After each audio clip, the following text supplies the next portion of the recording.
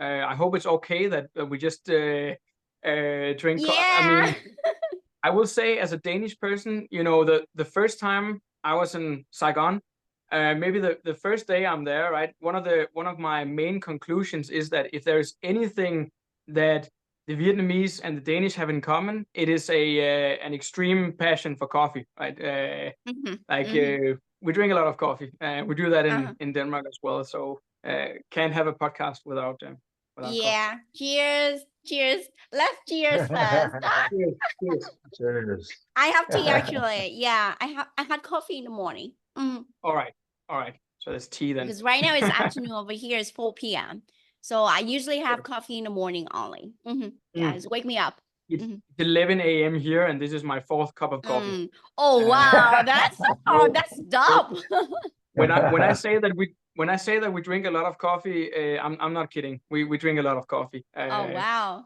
Yeah. Or Your at least body has I do. adjusted to it. And I know that I know that An Lam drinks at Mhm. least as much coffee as I do. Yeah, So you that's do. probably Mhm. I probably double, I would say, because yeah. I I know would that say Alex, after a certain time of the day, he gets off the coffee, but I drink coffee throughout. I will even have a cup of coffee right before going to sleep and calling it a day. That's how much I love my coffee. Interesting. Wow. If I drink coffee at night, I'd be like, okay, sleepless nights for me. I couldn't sleep. No. Okay, Yeah. well, no. I think most people fit into that category, but I've been blessed and Oh, that's doesn't make so a difference. good. When I sleep, Yeah. I sleep. I sleep very quick. I can sleep anywhere, anytime. That's Wow, been my that's so greatest blessing. Yeah, that's such a blessing. Yes. Yeah, yeah, I agree. Uh-huh. Shall we start? All right. Yeah, we shall. We shall. So Hang Pari.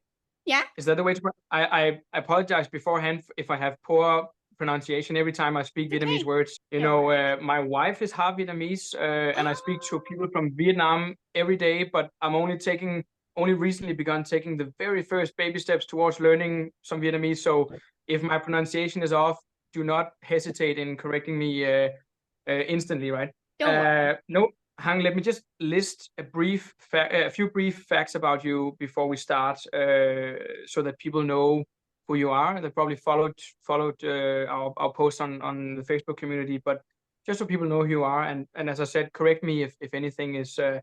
wrong or missing. So you are an online business manager and brand strategist for a multi-six-figure coaching business in the US and Europe. Yep. And you are also a virtual assistant coach to over 200 students within the past 2 years in Vietnam. Mhm. Uh, so, Hang, welcome to our podcast and our first episode of this podcast, I might add.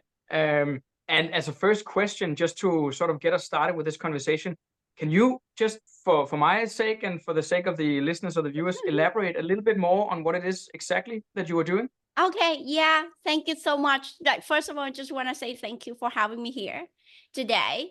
And let me introduce myself. So my name is Hang. You call me Hang Pari. Okay. And right now I'm an online business manager and I support like multi 6 and 7 figure coaching business to quantum lead their business and like to optimize the system in the business. So that's what I do. And my clients are all over the US and Europe as well. I used to have a client in Denmark. So she was residing in Denmark like 2 years ago, but now she's no longer my client. Anyway, yeah.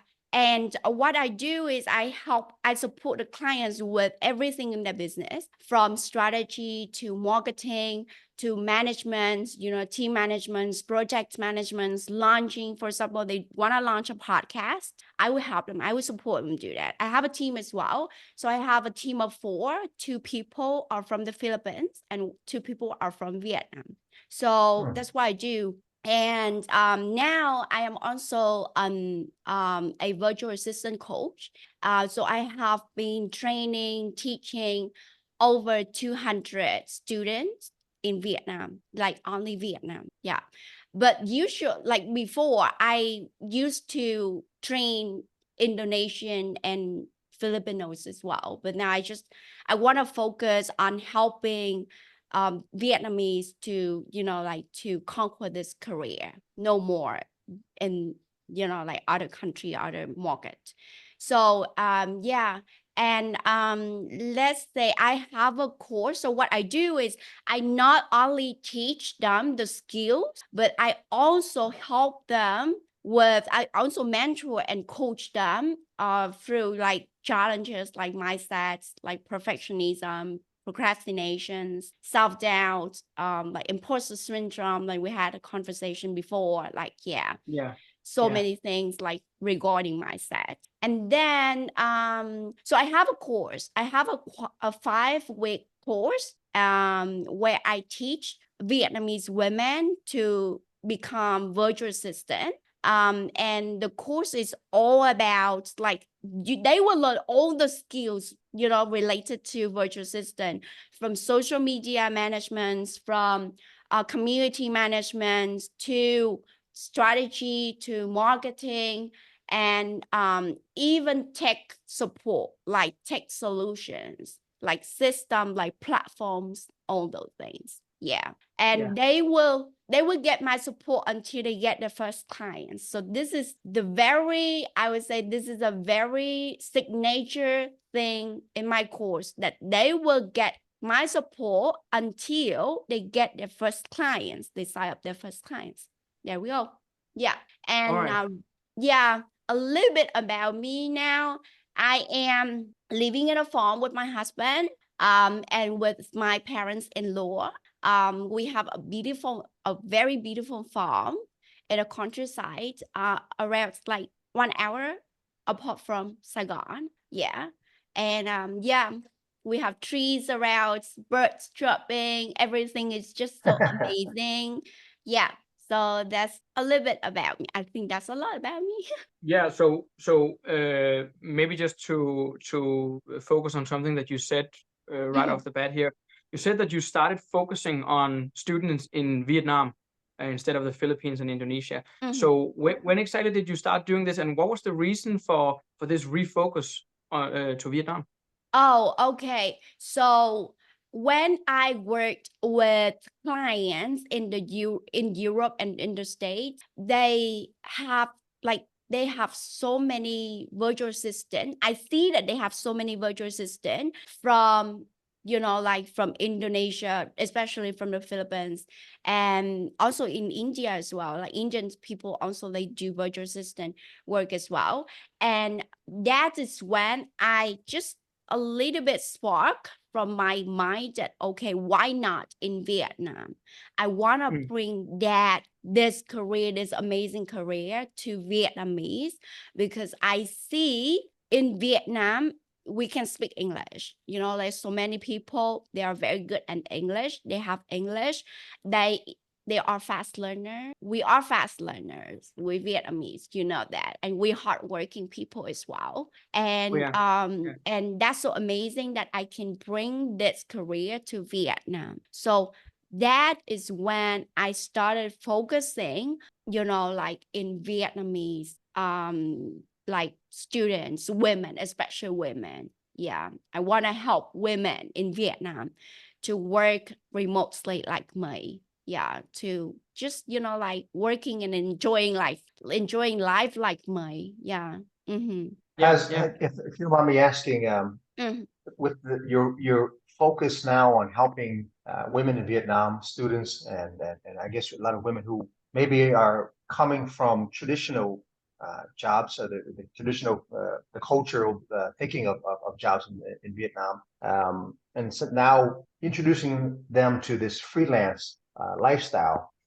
Is there a bump? Is there not a bump? You have to retrain their thinking, think like a freelancer, because basically a VA is very much operating their own business. They're self-employed. Is there a lot of training that goes into helping these women think that way, or is it very natural for them? Because entrepreneurship, what I found in my experience in going back to Vietnam before, living in Vietnam before, is that entrepreneurism is a almost in the blood of most Vietnamese people.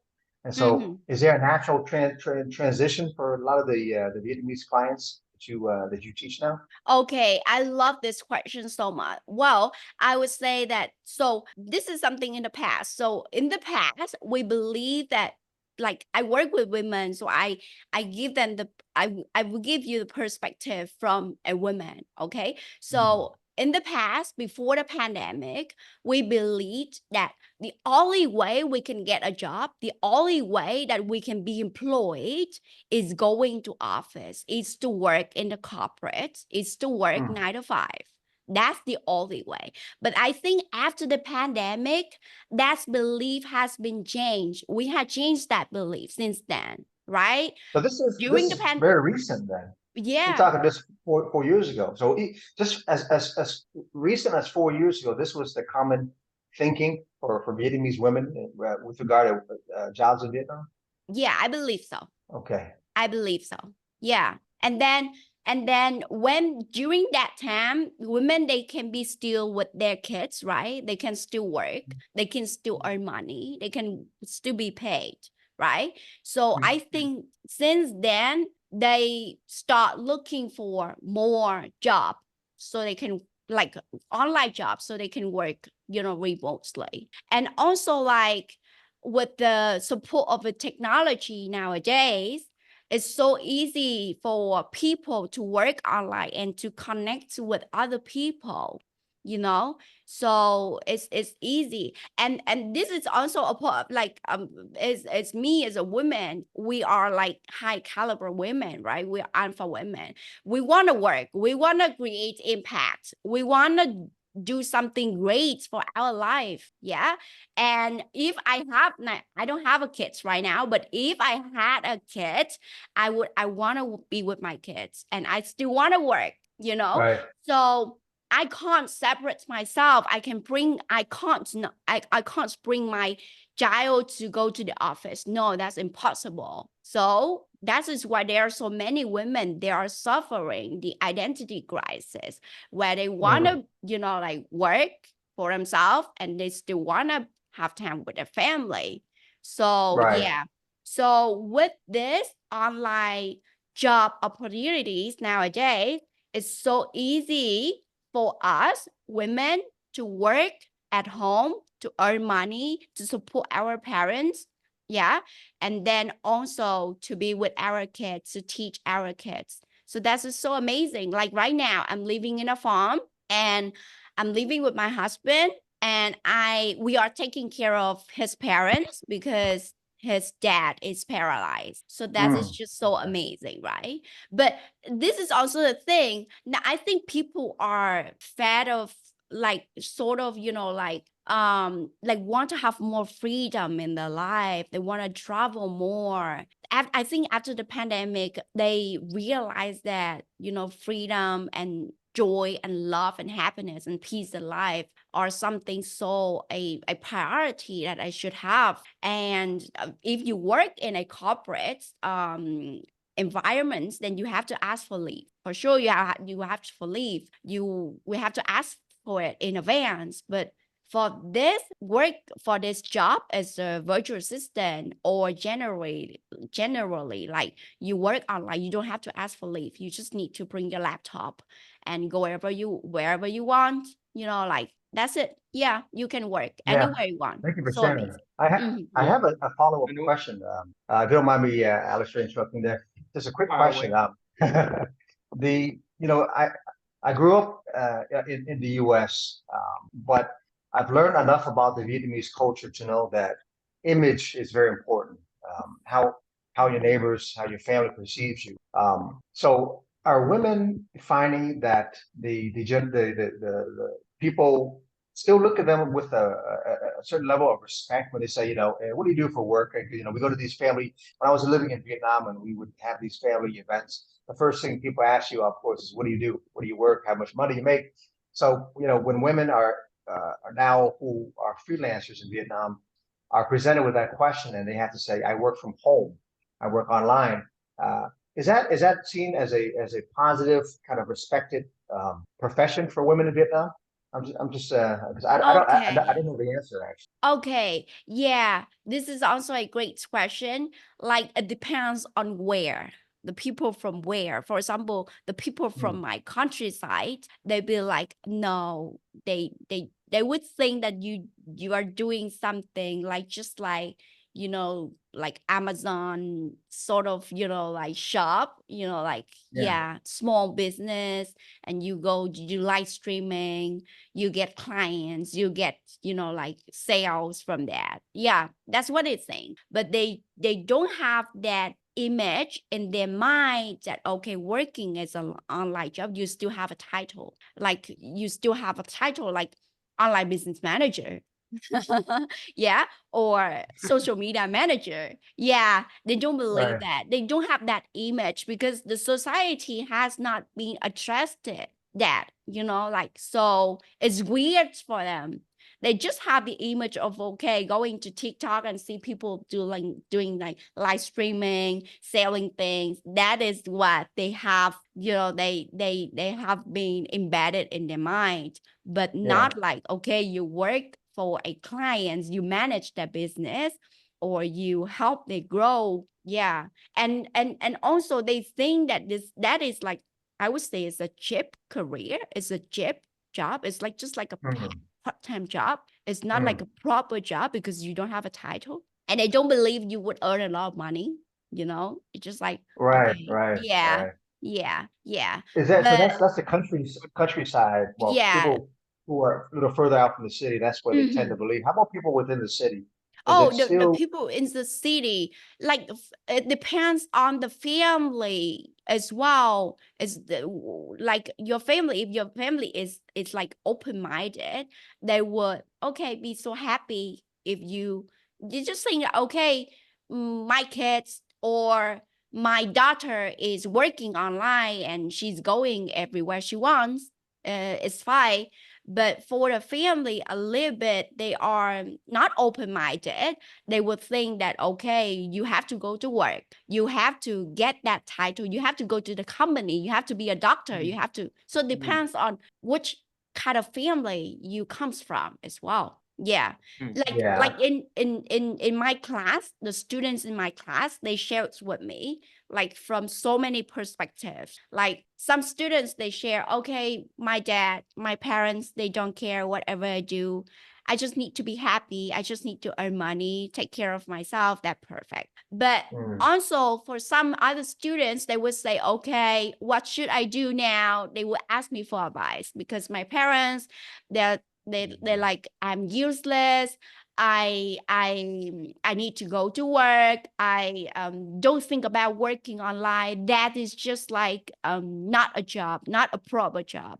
Go get a proper job. So they would come to me and ask me those questions.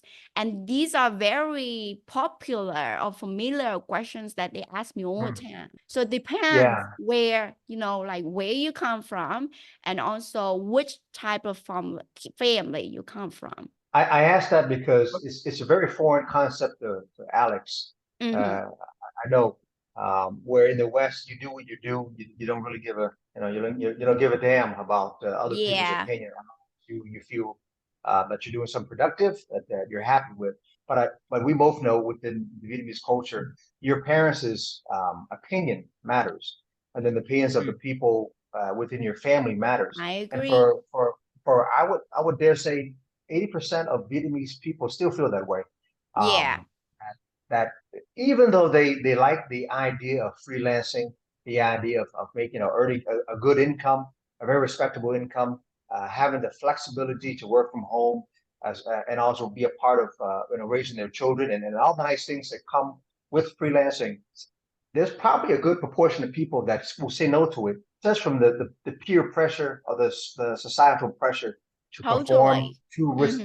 to look good in the eyes of other people within the family and not bring any shame to I their agree. family. Yeah. Yeah. And I Yeah. will say, oh, sorry to interrupt you, but I will say now that you mentioned Denmark, I also want to mention that it's exactly right what you're saying, and that in Denmark, people are not very closely tied to their family or their local communities anymore, and it's been like that for a few generations now. But I will say though, at the same time, just like you said, Hang, that it's also a matter of society needing to adjust, right? Because everything starts with the individual. And as you said on a moment ago, this is the only work model that exists where people are able to pursue a career.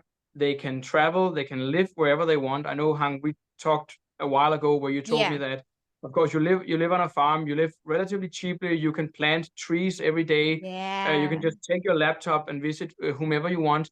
You can work for foreign companies, so you can make more money than you would have been able to if you were working for a company in Vietnam. This is the point. Yep. So this is the only work model that can allow people to do that, and therefore it's changing people's lives. And I believe it's only a matter of time, a few years into the future, until society will begin to adjust to that.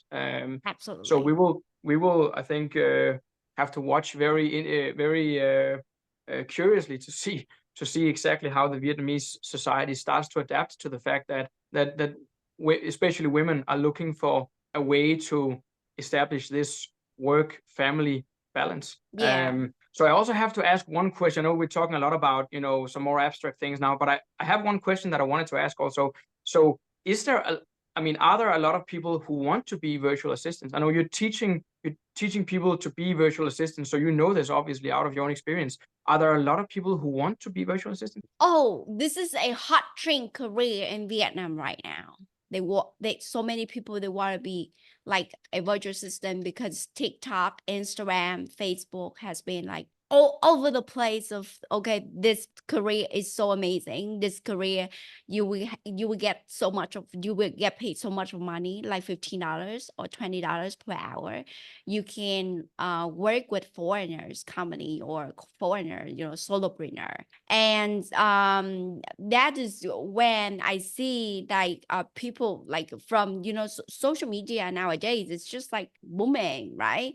So from there, people go to, I have a community, I have a group, and every day I receive like 100 or even more people like want to join my group to learn virtual assistant.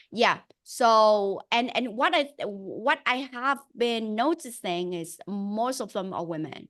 So from the questions that you have just asked me now, like, yes, there are so many people who want to be a virtual assistant, but I think I want to add a point here that they don't know what virtual assistant is. They want to be a virtual assistant.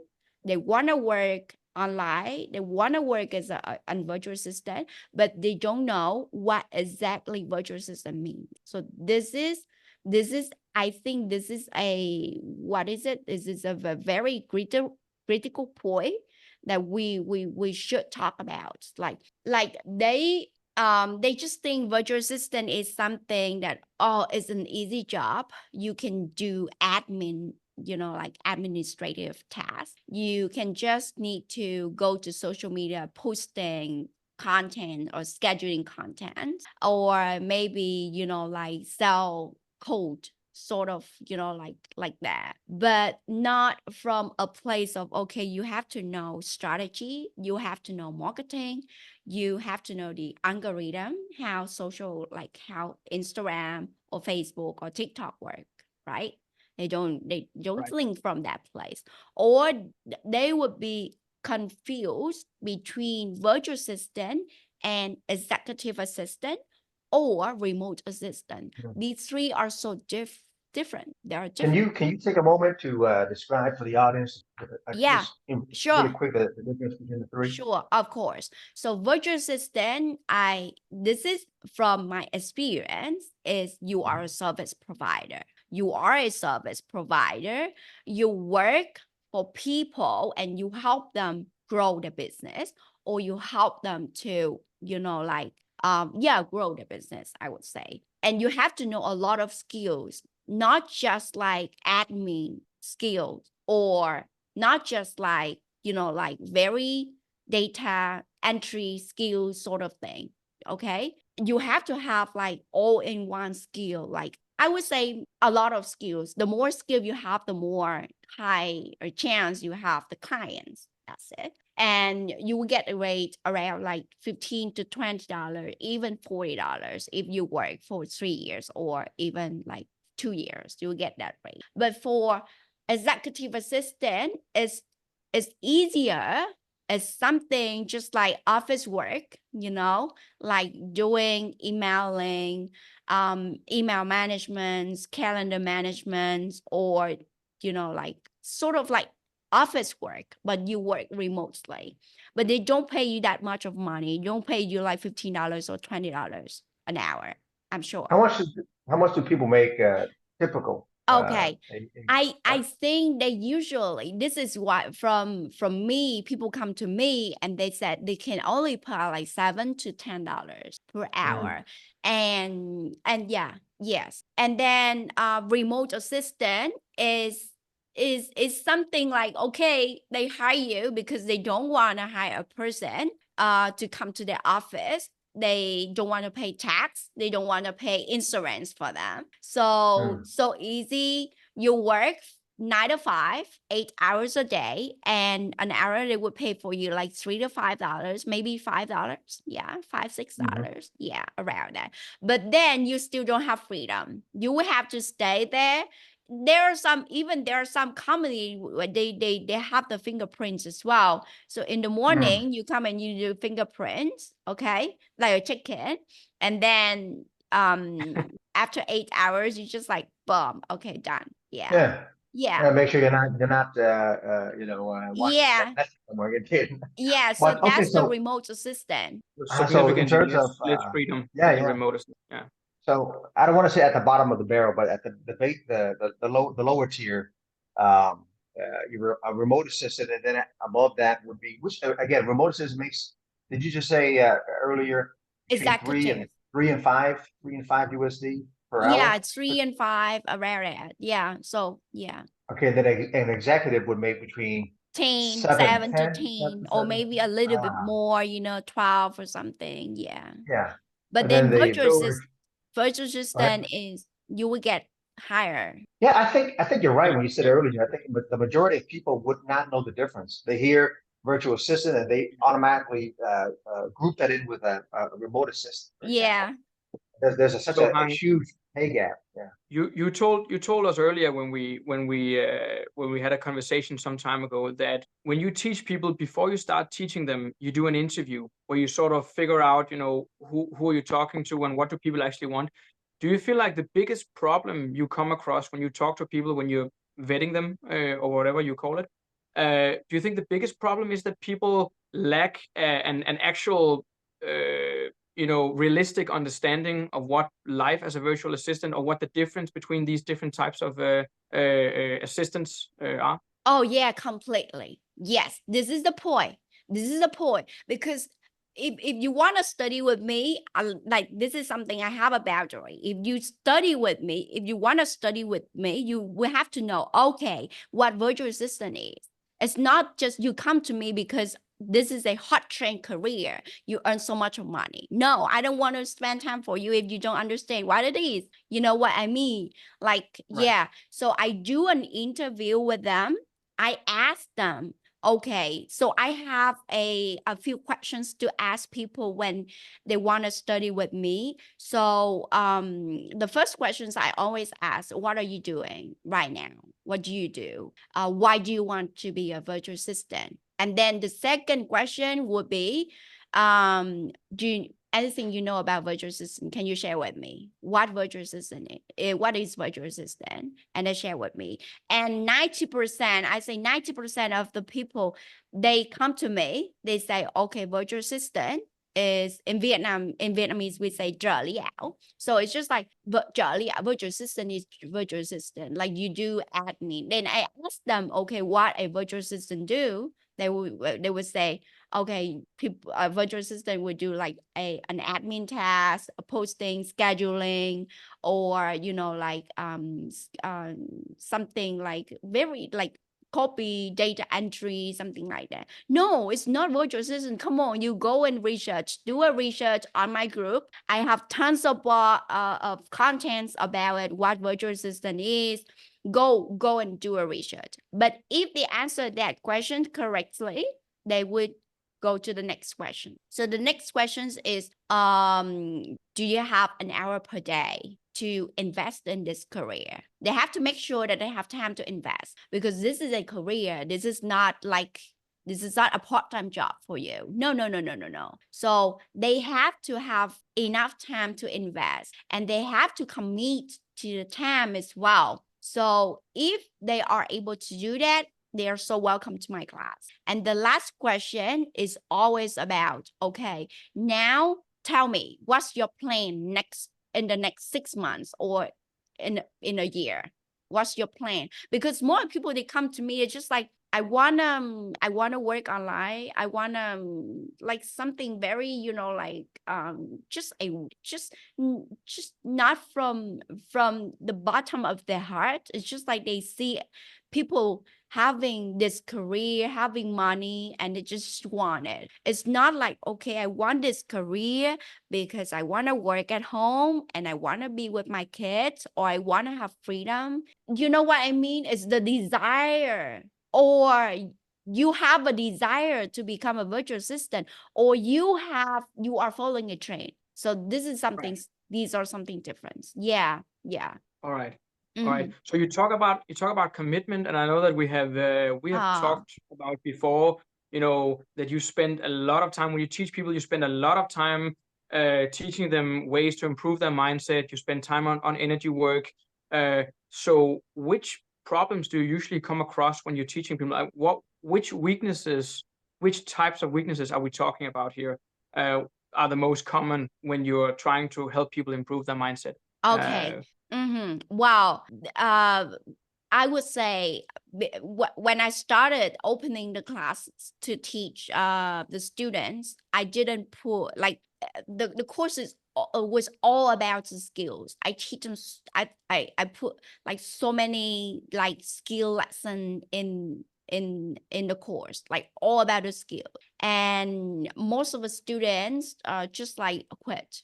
Okay, they quit. And then the second class is also the same problem. And the third class, I was speaking to my coach and I was telling her that what I want to make this happen, that I want my students to have a client. I want my students to be great like me in this career. And she said, you do mindset work, put the mindset, incorporate mindset into your course. And then I started incorporate mindset, teaching mindset into my course since the course number 4. So I have 11 course, and I put mindset and in course number 4, and that course, so many students get clients, so many students are still like doing virtual assistant, like they don't quit. I say they don't quit, but before the 3 course before, they quit. Like most of them, they quit. Just like 2 or 3 of them out of 17, 20. Can you believe that number is so small? Yeah, so small. Yeah. And I realized that the thing, that the barrier that they are facing is not skill. It's not skill, because you can learn the skill on YouTube. There are so many resources. Google it, you learn it everywhere.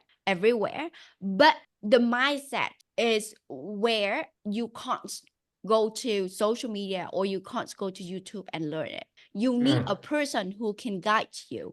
For example, procrastination, perfectionism, self-doubt, limiting beliefs. These are the main barriers that stopping people, conquer this career. Those people who suffer or who going through a challenge of procrastination, they be like, no, it's not for me, and they quit. Or they be like, they can't even work. When they work or when they study, they be like, their mind is somewhere else. Yeah. Or Right. or maybe they say, okay, I would do it. I will do it tomorrow. Yeah. They come back to me, they say, because I push them every day. I message them, okay, have you done the homework? How are you feeling? They say, okay, I do it tomorrow. I'm so busy. But the fact that I would say they're not busy, it's just like they procrastinate. They keep delaying the task. Yeah. Yeah. Yeah.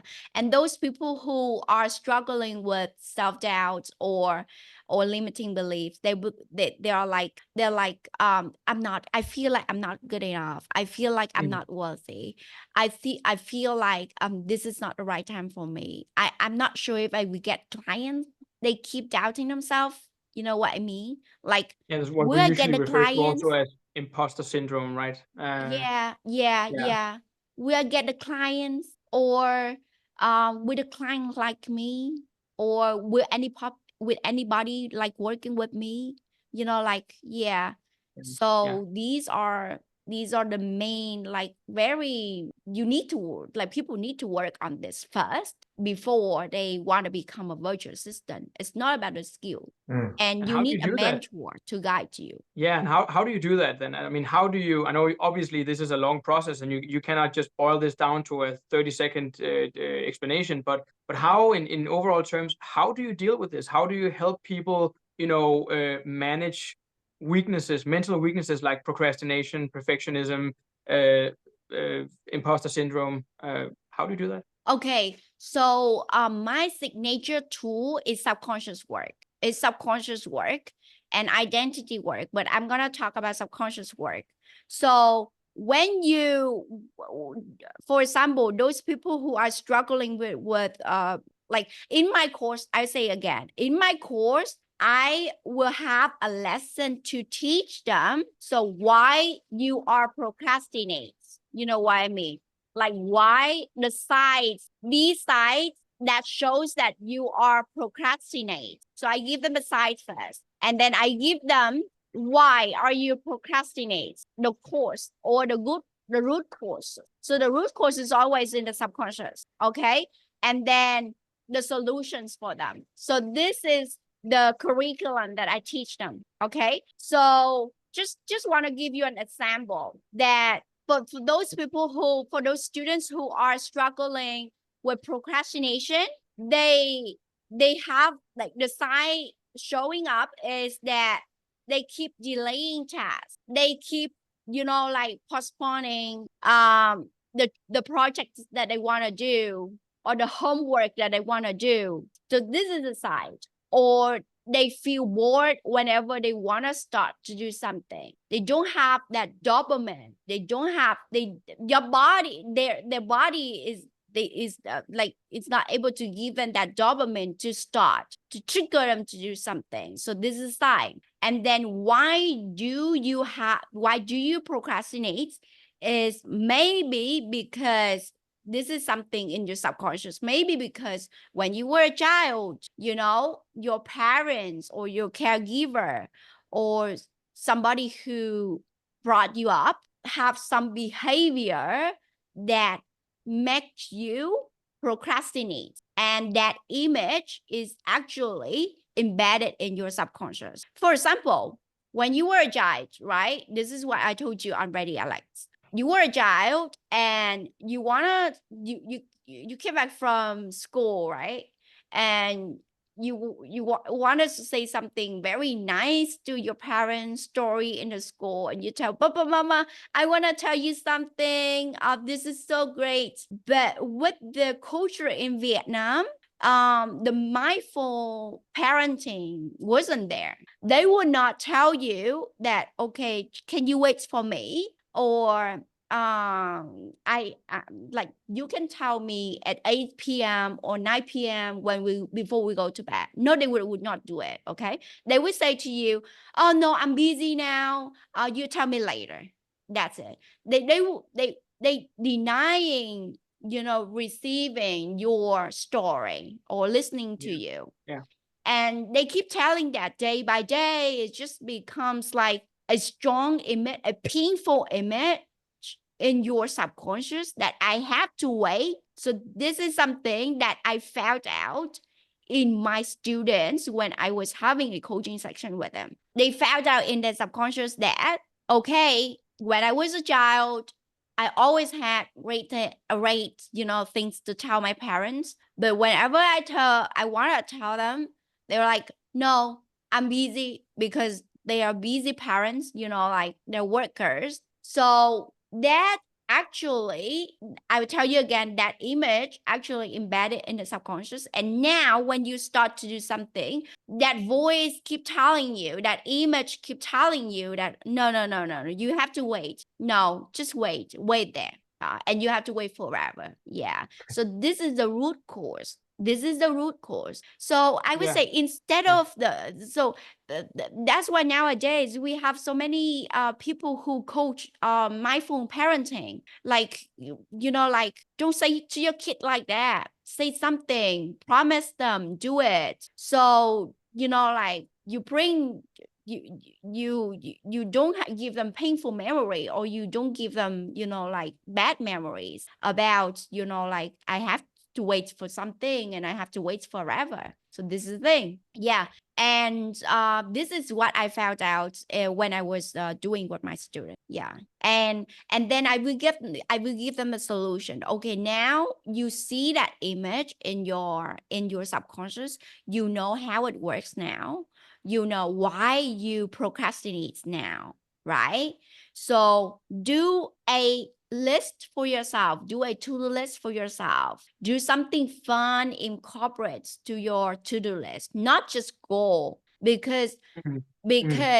this is something, because so it is also the behavior. Okay, so you don't get the attention from your parents, right?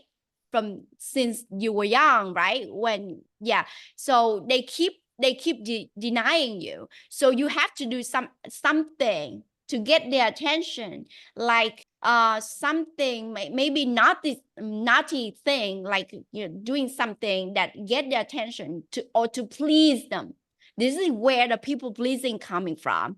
So you have to Yeah. please them, or have to prove them. And then in your mind, you always have like, oh, you always be like, okay, I will have a list, these lists that I will have to finish, so I can be rate, so I can prove it to my parents, so I can get attention from my parents. And so it also causing a behavior when you are an adult now, that okay, when you have a to-do list, it's always like something great. It's not like, oh, I go to the spa, I have time for myself. No, not that. Okay. It's just like something like, oh, today I have to do this for the clients, or for my parents, or for my family, or for my husband, or for my kids, or I have to like something just related to career and work, not for pleasure, not for joy. So the solution for my students is putting fun activities in your to-do list, in your schedule, instead of having 10 out of 10 related to career or job. You know what I mean, right? Yeah. Yeah. Yeah. Yeah, I hope you Okay, that's understand, interesting. because it's a Yeah. whole Yeah. process. And then I have Sure. Sure. another technique, is going back to your inner child as well. So you see that image in your subconscious. Now think about it. Okay, say it to yourself. Put your hands in your heart. I'm so sorry that you were that little girl being denied by your parents. Give love to your little self. So this is something regarding the subconscious work as well. So I have tons of tools, so many tools. Yeah. You know, So I it's hope quite that. interesting when I listen to you. Sorry to interrupt you there. I was just thinking, you know, when people think I'm going to take a course on how to, you know, begin this new career, um, uh, probably 99% are not thinking that I'm going to do a deep dive into my own personal psychology and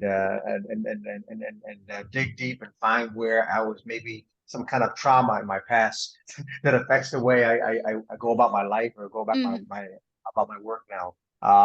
So I find that actually very fascinating, because when I was thinking about your course, I wasn't thinking so much about you have a section within it uh-huh. focused entirely on your you know looking back into your childhood, for example, and finding out the root causes that are affecting how you perform nowadays. But it makes sense, and it's something that actually for Vietnamese people most of the time is very difficult to do, because Yeah. as a culture we're taught to kind of the term in America is suck it up, right? which is, don't talk about your problems. I don't want to hear it. It's more so comfortable in the West to do so, but in the Vietnamese culture, from my own understanding, is just get the job done. I don't want to hear about your what you're thinking, how you're feeling. So I think Yeah. it must be a very unique experience for a lot of the people to talk about these kind of things, right? Yeah, I think this is very important because now, like I see my students, even it's also like even they have a client, they have the clients already, but they still don't know who they are. They have the clients and they are like, okay, I have the client, it's done. I'm done. I'm so perfect. I'm so good. And they're done because they don't know their identity as well. No, it's that is employee mindset. That is when you feel, okay, I'm so good. I have the clients. I have money every month coming in. That's it. I'm done. I'm so good. But no, that is not the identity when you are a service provider. When you are a service provider, you will have to show up. You will have, like to nurturing your business. You will keep showing up yourself, putting yourself out there, like promoting yourself. So this is where so many people stuck as well. They get a clients and then done. And when the clients stop the contract, they will come back to me. They were like, why the client stop the contract? And they feel like they are a victim. This is the thing. So you will have to work on mindset no matter what. I tell you, no matter what, this is something you have to work on. Otherwise, you will not be able to conquer the career. When I know this, like when I started my career as a VA, I was working like an employee. The client called me at midnight, 1 a.m. in the morning. I woke up. I do a call with them. That is the employee mindset, right? Or they would they would like, I will work like a slave. That's employee mindset. But when I understand this, when I change the mindset, I become so different. I raise my price. I don't feel like, okay, they will leave me. No. Before that, I'm not afraid. Before that, I was afraid telling them to, raise my price. I would think that, okay, they will leave me. They will stop the contract. I will be die. I will not be able to work online. This is the thing. But when I change the mindset as a service provider, everything changes. I raise my prices to $40 per hour, and I don't feel anything in my body. I feel I deserve it. I so deserve it because I'm so great. You see weird light. This is the thing. Yeah. You keep yourself small. If you don't change your mindset, you just keep yourself small. You play small. But when you change your mindset, you go big. Well, I think part is mindset, and also part is you have the necessary skill sets, I think even if you think you're great, but you don't know behind you, you also are very proficient at social media management, or helping with business development ideas, maybe bringing to your boss some ideas that you see to maybe, for example, how to automate his process to make him the business operate more efficiently. You have to come to the table with different ideas. You mentioned, you're a business manager, so ideally you're looking at the entire business of the client that you're representing, and you're looking for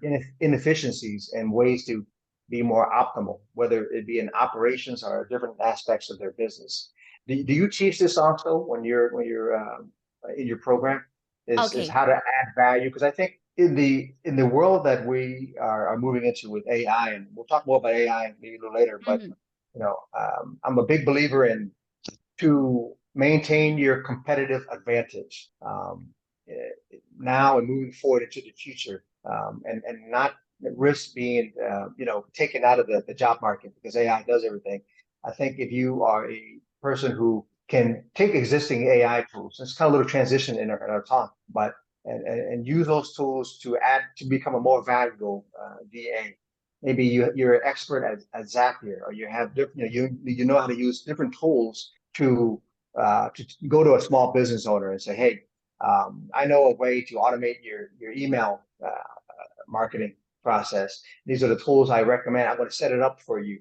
Do you provide that kind of training also, and how to, you teach Yeah, absolutely. Okay. Yeah, absolutely. Zapier and automations and workflow. So I teach Right. these all to my students. Like they have all in one skill. Like everything I have, I teach them all. How important do you think it is in becoming very proficient in AI, the tools, Mhm. different AI tools out there? How important do you feel is that knowledge in becoming a valuable VA and somebody that will be forever, employed as a VA? I know some people are trying to shy away from AI. They for whatever reason, it's kind of intimidating. But do you work very closely with your clients to make them knowledgeable about the product, but also look at AI as a friend and as an ally, and not somebody that could take your job potentially? Okay, right. Yeah. So it depends on which, like the clients you're working with. For example, like I'm working with coaches. So some coaches, if they work with healing and energy work, there's no way for you to work with AI. I mean, like writing and some like something emotional, like delivery is all they have to do by themselves, right? Not AI. But for the workflow or for the optimization in the system is all AI. So it depends. But for other clients, like if you're not a coach, you are just a business, an online business, like AI is the rate, it's just like a rate support for you. So my team, we use AI for everything. We use AI for writing contents. We use AI for, the photo shoot as well. We do photo shoots with AI as well. And we use AI for sound and editing the podcast of the videos as well.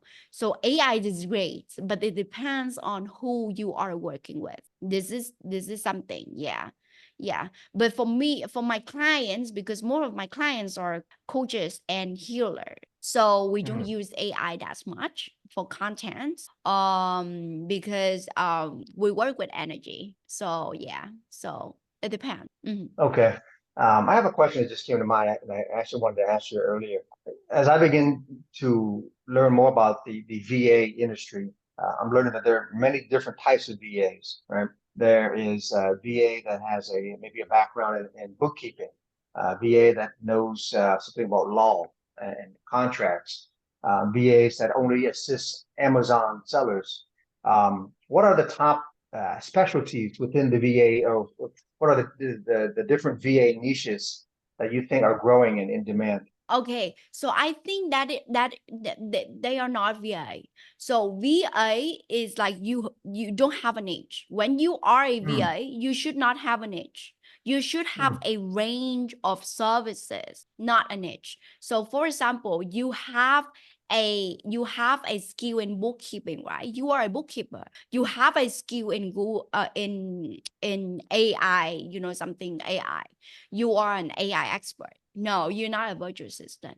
Or if you have skill in social media management, you are a social media manager. If you have a skill in copywriting, you are a copywriter. No, you are not a virtual assistant. So this is where so many people are confused. No, it's so clear that when you are a virtual assistant, you are giving client choices, options, offers to choose how to work with you. But if you have a title for yourself, then you are not a virtual assistant. A virtual assistant is a service provider. But if you have a skill, especially a very specific skill, you have a title for it. For example, my students, they have a skill in social media management, but they are not a social media manager because they don't have that deep knowledge about social media management. They just can't do it in the surface. But if you have a niche of social media management, you are a social media manager. You're not a VA.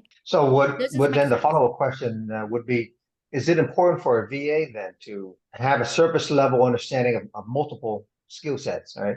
Whether it Yeah. be social media management, um, optimization, and so forth. So you're a VA, from what it sounds like, what you're saying here is a VA is, as they say in America, what's it, expert in many, master of none. You have a good understanding, but not a deep understanding of your job. Yes. Yeah. That's what I mean. Yeah. So my when I interview like the people who want to study with me, they always ask me those questions like, do you help me to find a niche for myself? I'm like, no, if you're having a niche, you don't have to study virtual assistant, go for your niche. If like like for a virtual assistant, for example, I can do copywriting, but I'm not a copywriter. I just can do it, but I'm not master at it. Yeah. But okay, virtual assistant can offer bookkeeping as well. But if I am master at bookkeeping or I have great experience in bookkeeping, okay, I'm a bookkeeper. That is my niche. Yeah. Yeah. Like I hope you understand what I'm saying. A virtual assistant is a service provider where you offer a range of service. I know in Upwork or Fiverr, so many people are just like, oh, virtual assistant. But then the word virtual assistant actually, because it's a hot trend career, so people just like, okay, what virtual assistant everywhere.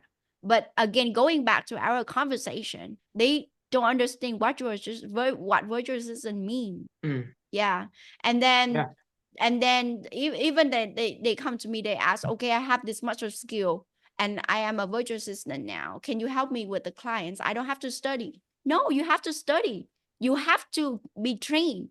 You have to get a training. So this, because you know, if you have skill, if virtual assistant is so easy, everybody is rich. I'm telling you, everybody is rich. They don't, I don't have to teach anybody, right? It's so easy. Exactly. They can get the clients everywhere. It's not Yeah. easy, and it's not an easy job. It's not.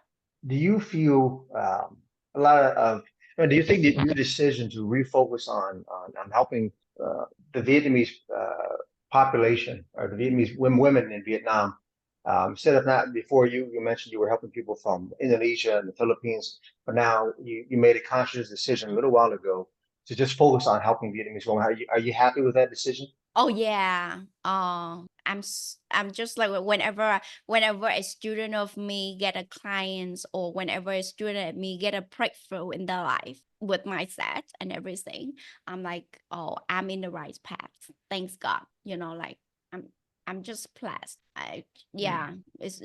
How do How do It's you think? yeah. I'm sorry, I'm just going to ask. Can you confidently say that the skill sets and and just the value from those who have worked, the Vietnamese women who have graduated from your program, how do they compare? When compared to the different virtual assistants from other countries. And part of the reasons why we began, Alex and I, VietAssist, was we had the thinking and the belief, and we still do, and more so every day, is that the talent in Vietnam, the ones coming out of school, the ones already in the marketplace, we always felt that you should be given an opportunity.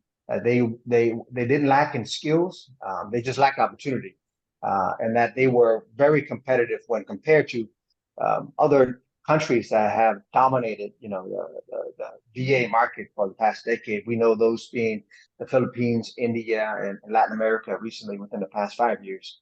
But how do you feel about the talent in Vietnam? Can they hold their ground? Are they right up there in terms of skills and expertise? Okay, so I would say that with my experience, because I have experience, I am a brand strategist as well, and I am an online business manager, and I started myself as a VA, so I put them all together, and I put it in the course. So when they study with me, they study everything. I call it that is my signature course, all in one virtual assistant. They learn everything. Mm. So Mm. as I said, the more skills you have, the more the higher chance you will get a client. Sure. And also with mindset, this is the thing. Don't think that it's competitive. It's not competitive. Just be great at you are of, like what you're doing, be confident about it, keep learning, keep upgrading, keep investing in yourself. Nothing can compete with you. Know who you are. This is the mindset work. Yeah. Mm. But for those people who don't work on mindset, it will be like, oh, it's so competitive. I see, like, when, for example, when they see a post in a group, like posting, I'm hiring a virtual assistant or I'm hiring a social media manager. So many people commented, like, oh, I want to apply. So many people. And then my student comes to me, they were like, oh, it's so competitive. Just one post and there are hundreds of people want to be like apply for that job. I'm saying, no, don't look at that. Be who you are. I mean, like, you don't need to apply for a job because you are a service provider. This is the thing. This is also the thing. They have that employee mindset that they have to apply for a job. You know what I mean?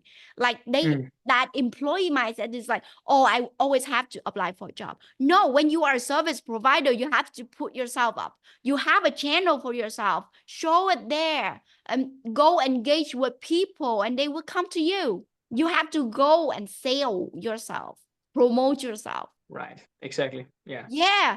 Don't go and apply for a job, because when you go and apply for a job, again, you will go back to the image of you when you apply for a job when you were working as an employee. So it sounds to me like you promote a lot and you teach how to do a lot of self-promotion in terms of finding work. Yes. Not just be sitting back and waiting for, No, okay, job post comes in and I'm going to reply now.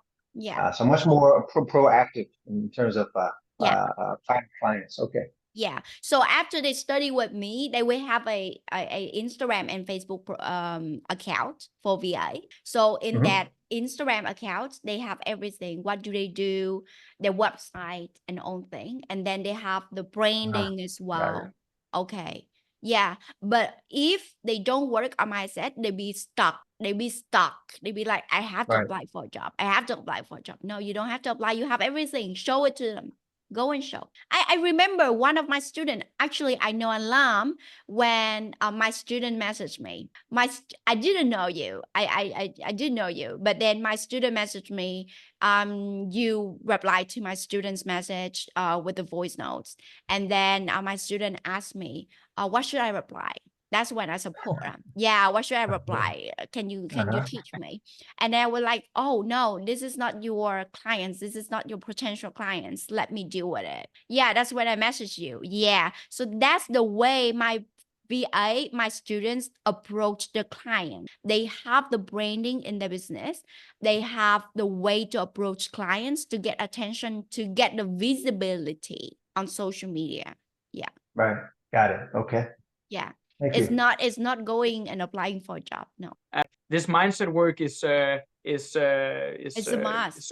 so interesting to come to an understanding of how important this actually is. You know, my analytics, you know, when I look at the people that are joining the group on Facebook, I think I have Alex and I have something along the lines of like 85, 86% are women. And before seeing that data, I had made the assumption that the people that would be interested in the group with remote work and freelance work would probably be a little bit more even, maybe 50-50 or 60-40.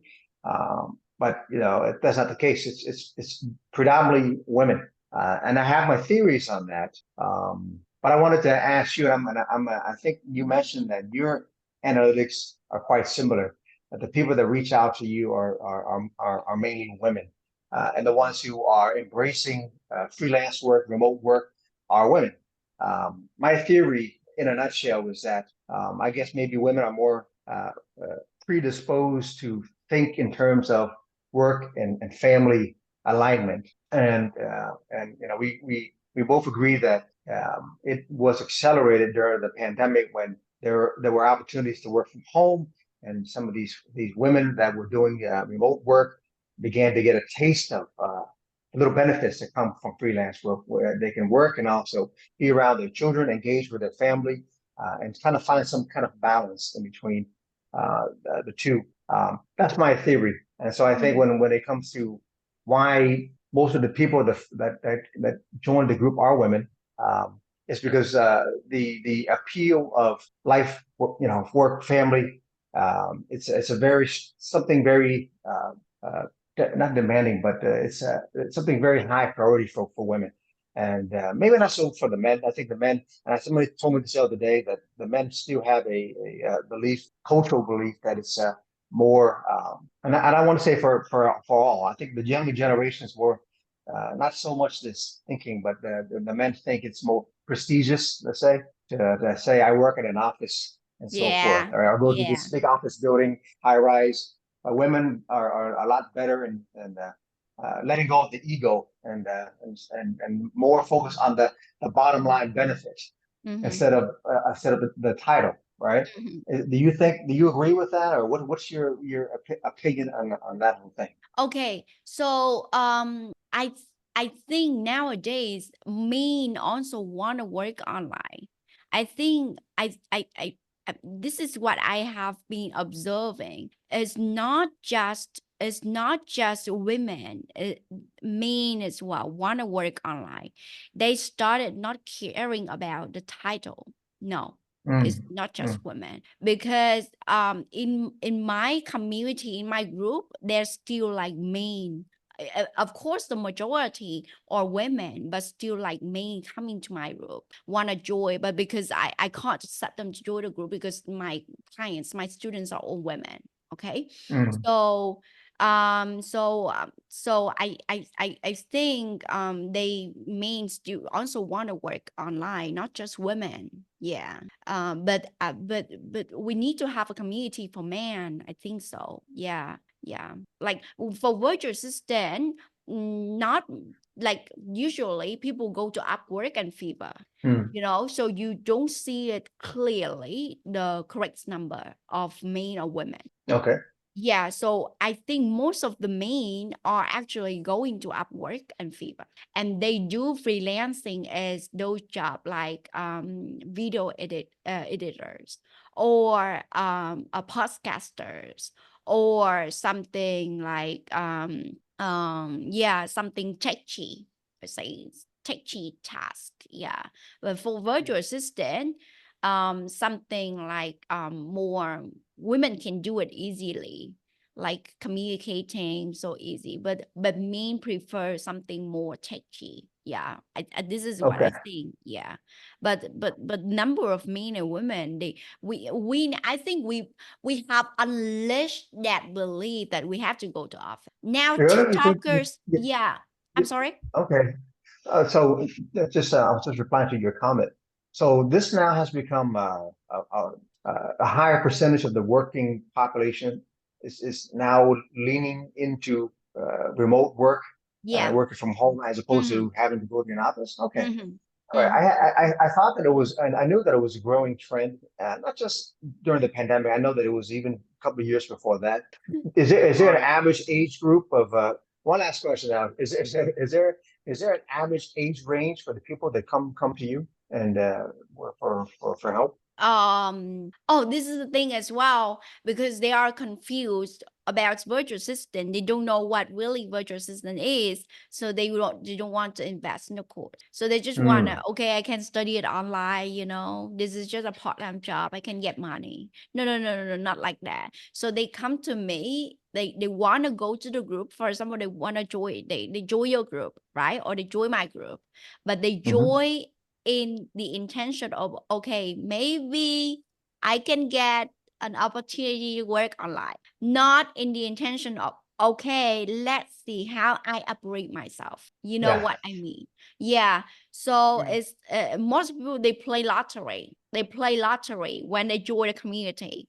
They don't have that strong or correct in like intention. Yeah. So I would say So that is where the lead generation comes to, like come in. The lead generation, of course, we convert the audiences to the clients. So when they join my community, I will have to tell them, okay, this is not an easy job. This is something that you have to get trained.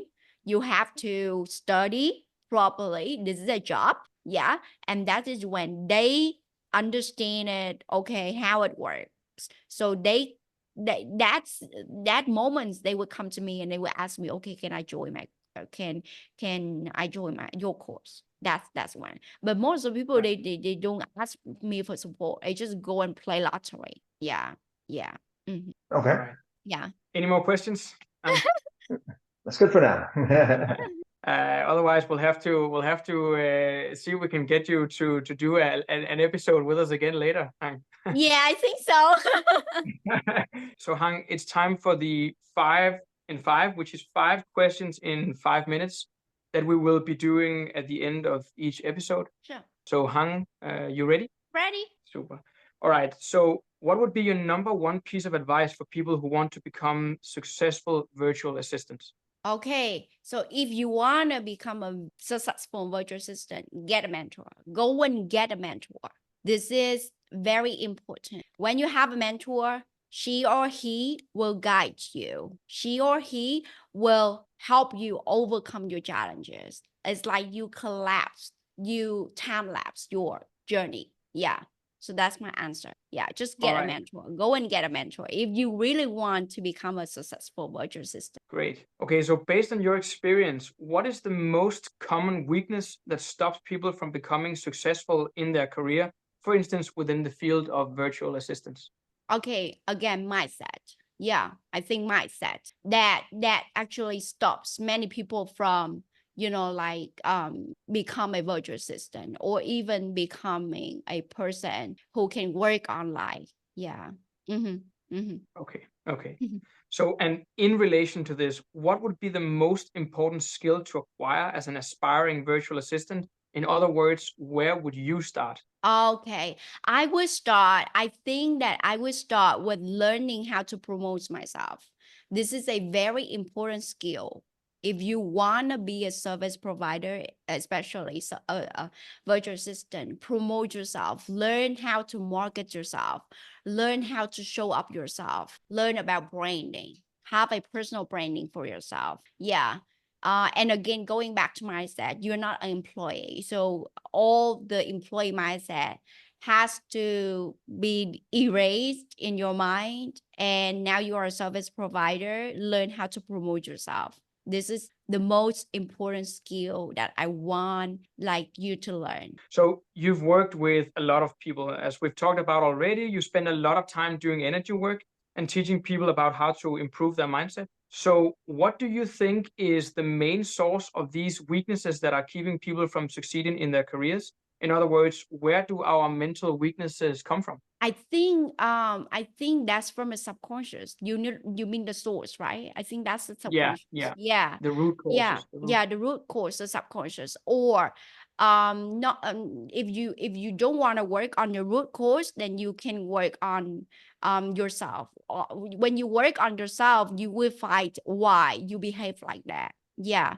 But the source that I felt when I work with my students is always from the subconscious. And the belief, the thoughts, those are from your subconscious, old identity. I would say that is your old identity. Yeah. Now, obviously, improving your mindset is difficult, especially because, as you say, the root causes of many weaknesses are pretty difficult to reach. But if I wanted to be a virtual assistant and my greatest weakness was, for instance, procrastination, what would be your number 1 piece of advice for me if I wanted to get rid of that weakness? Okay, so for those who don't want to get a coach or don't want to get a mentor, you can do it yourself by having a list. Like I was telling in the podcast, having a list, a schedule, a to-do list, and make it fun, make it joy, not just, work all day. No. You don't have to. You are a human being. You are not a human doing at the end of the day. Okay, so have a list, incorporate with fun activities. For example, you have a to-do list of 10 things that you want to do a day. 5 of them could be fun activities for your body. Go to spa, like playing badminton, or, go to drawing or yoga class. Yeah. Put it in the list. So you feel that you are worth it. You feel that, okay, I invest in myself. I'm worth it. I'm enough. And then the rest 5 of it can be related to your work or your career. Yeah, maybe it's like, okay, today I have to post a post on my Instagram or on my Facebook. Today I have to spend like an hour to do my research or to do my study. It's not just like the whole list and related to work. No, don't do that. You will feel that you have to work hard. That belief, like that belief in your subconscious, you have to work hard. And you will be tired. You will be bored when you see that list. So have a list with fun activity. Have a schedule for yourself. So yeah, this is my answer. All Great. right, Thank you. One we thing, just- especially, I just want to add one thing, especially when you are a Sure. woman, you have your femininity, you have your feminine energy. This is the thing. You have your feminine energy, and when you incorporate those fun activities in your to-do list, you feel safe. You feel loved. You feel you are loved. So this is when the feminine energy spark. Yeah. Right. Can I add Yeah. something?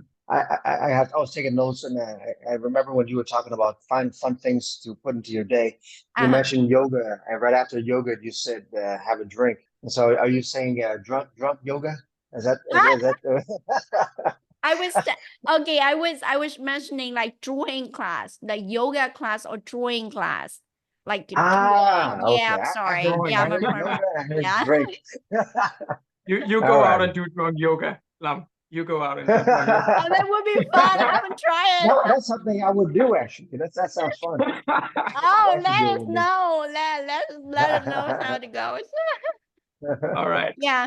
Thank you so much, Hang. Thank you so much for all of your great answers, for taking the time to have this conversation with us. This is so fascinating. As I've already said, I've literally been taking notes while we speak, like I did the last time when we spoke. So interesting. We're gonna have to get you into an episode at some point in the future, another episode, because I don't know, we probably have a million more questions, but otherwise this is going to be a too long a conversation. So like I said, a future conversation, if you're interested, we would love to do that. Yeah.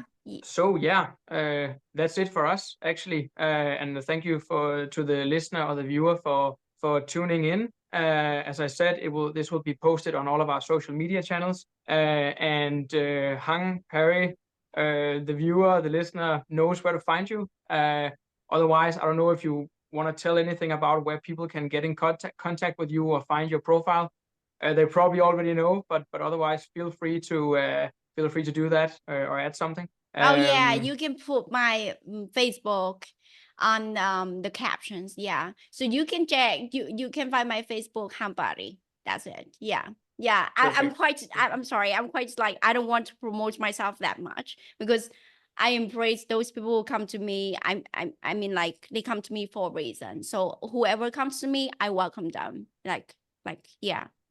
That's perfect. So yeah, Hang Pari is my Facebook. Yeah. Super. So once again, thank you so much, and have a great day. Thank you so much for having me on the podcast. It's a pleasure to have this conversation with you too. And yeah, I'm looking forward to listening to my episodes. Great. All right. See you. Yeah.